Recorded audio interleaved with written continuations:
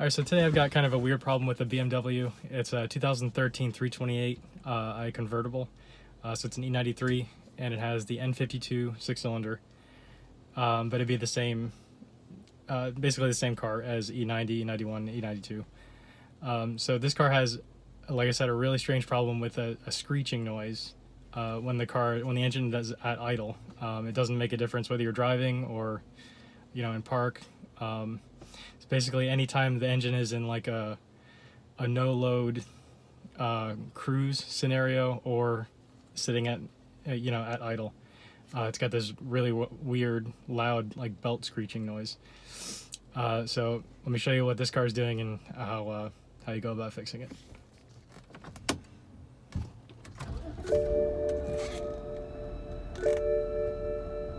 So the first thing I noticed about it is that it has a kind of a weird idling problem.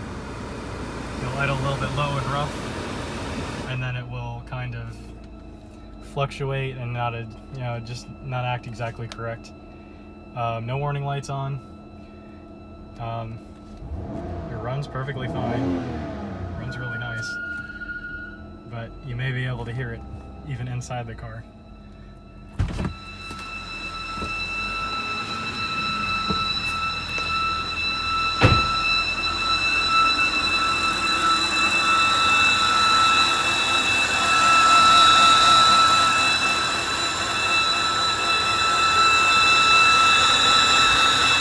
Almost sounds like it's coming from this region of the engine, somewhere in the back maybe. And again, a little bit weird idle. You can see it kind of shaking back and forth. So the first thing I noticed is I removed this valve cap, or that air filler cap, and it's under a tremendous amount of vacuum. Suction noise stops. That squealing noise stops. So as soon as the filler cap is sealed on there, it starts making that noise. So that leads me to believe that it's actually the breather system integrated into the valve cover. So I'm going to replace the valve cover on this car. Okay, so I know the audio is terrible on the last bit of that clip, but again, the theory is that the breather system on the valve cover is responsible for making that noise. And here's a replacement valve cover. You can see it's all integrated in. So there's something in here that's gone bad, plugged up, and it's causing a diaphragm to vibrate or something to make that noise. So as you can see, you have to replace the entire valve cover. And this actually does sound exactly like where the sound is coming from.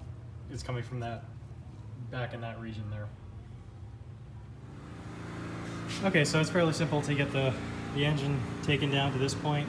All you have to do is remove the cabin filters, the shelf that they sit on, and this support bar that goes over the engine on the passenger side, as well as the beauty cover over the valve cover. So it means, like I said, it's fairly simple to get in this position. All you need, this is all the parts that came off of it. All you need is a 5mm Allen for the valve cover, an E18 external torx bit for the center, the bolt that holds the center part of the support brace is intact, and an E14 for the outside. And then just an 8mm, just a 6-point socket for everything else. So yeah, now what you want to do, and I should note that I've disconnected the negative terminal on the battery. You probably want to start with that. Then just disconnect the ignition coils, pull those out, remove the wiring, disconnect the what is this called? The VVT motor. Can't remember, I think there's a name for it, Valvetronic motor. And then, yeah, again, it's just holding everything out of the way and then undoing the perimeter bolts, and there's a few in the center as well. And then the only other thing that's difficult, that even if you've worked on valve covers, even if you've done valve covers before, there is a specific thing that you have to actually unthread. There's just a procedure to remove this motor, and if you don't do it, you could mess up the camshaft, and maybe not the camshaft, but stuff underneath that you wouldn't want to mess up. So I'll show you that in the next clip. Okay, so once the valve cover is at this point, you have all the ignition coils removed, the wiring disconnected, laid out to the side, and the Valvetronic motor disconnected, unplugged, you can start the procedure to remove this motor. And you have to follow the procedure. All you need to remove it is a 4mm Allen and an E8 external torx bit. There's 3 bolts that hold in the motor, one here, one there, and one right there. But before you remove those, you take your 4mm Allen, put it in the back of the motor here, and thread it clockwise all the way until you feel light resistance. Then you undo those 3 bolts, remove them out of the car, and then put the Allen wrench back in the back of the Valvetronic motor and counterclockwise rotate it the opposite way. By this point it's loose, but you have to rotate it counterclockwise to remove it from the valve cover, or else you actually will damage what's inside, and you'll see what's inside after we get the valve cover removed. So you just rotate it. Rotate.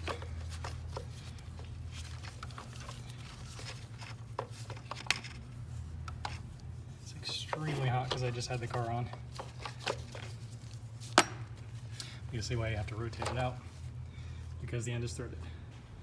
And now that the Valvetronic motor is out of the way, go ahead and disconnect the injector electrical harness. You just pull up firmly but gently on it, and they pop off. You're held in by these little retaining clips.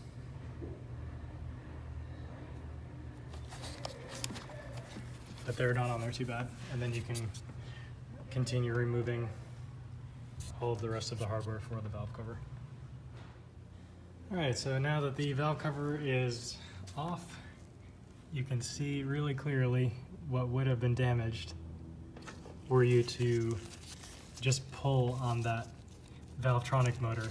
You risk messing up the teeth on this this other shaft here, which rotates and changes the, I guess, the lift on the intake cam. So yeah, it's just important to be very careful with it. You can see how it moves it back and forth, adjusting the timing as you're driving. So yeah, very important to be careful with that Valvetronic motor. So I'm just going to wipe down the seats and install the new valve cover and put it all back together. One thing to note that I should have done earlier in the video is remove the wipers and all the cowling up here. It just makes getting the valve cover out of the car much easier. So just know that for next time. So yeah, not too bad. Okay, all back together. Old valve cover. See how she runs.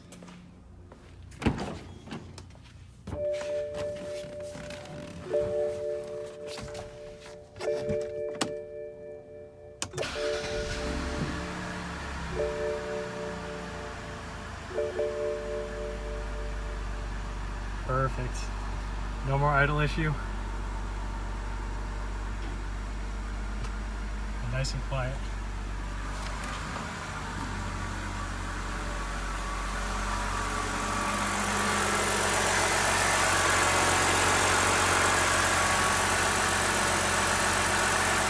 That was definitely the problem. I'm going to tear open this valve cover in a minute and see what happened with it. This is where the breather, where it sucks in air from.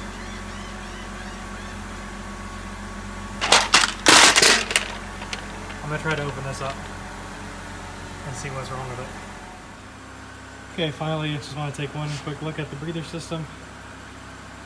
These are the two ports right here. I broke this one off so you can see what's inside. It's the little thing to prevent oil from splashing in. There goes up that little duct there, which is actually through the valve cover itself. To right here. The other one comes in right here. Comes in there. There's actually a diaphragm in here. And it comes in, goes out right there. So when it's on the car, it actually looks like this. When you disassemble it, there's this orange diaphragm and a spring. So I'm willing to bet that this is what goes bad. I mean, obviously it's ripped, so that's probably what's making all the noise. So yeah, you gotta replace the whole valve cover for this one little piece. It's kind of a shame.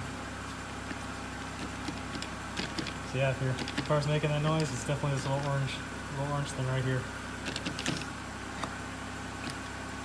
But man, it runs good now though. It runs perfect. So smooth.